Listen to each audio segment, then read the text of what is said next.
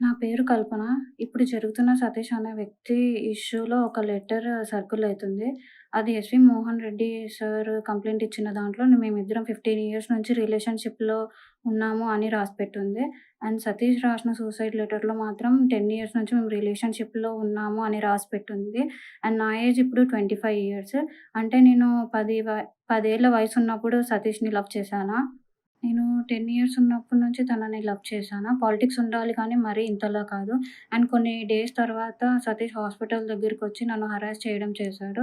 అలా 2, 3 డేస్ చేయడం బట్టి నేను మా డ్యాడీకి చెప్పాను. నేను మా డ్యాడీ ఎళ్లి పోలీస్ స్టేషన్‌లో కంప్లెయింట్ ఇచ్చాము. మా డ్యాడీకి హెల్పర్‌గా తిలక్ సార్‌ని తీసుకున్నాము. హెల్ప్ చేశారని చెప్పేసి. మాకు తిలక్ సార్ హెల్ప్ చేశారే తప్ప తనకేం సంబంధం లేదు. అండ్ దీంట్లో భరత్ సార్‌కి కూడా ఎటువంటి సంబంధం లేదు. అయినా భరత్ సార్‌ని ఇన్వాల్వ్ చేశారు.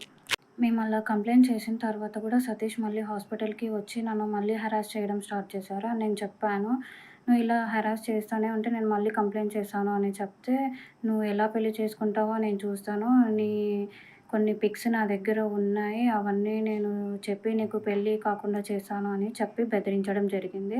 "సరే చేసుకో, నువ్వేమైనా చేసుకో. నేను వెళ్లి ఎస్పీ సార్‌కి కంప్లెయింట్ చేశాను" అని చెప్పి బెదిరించాను.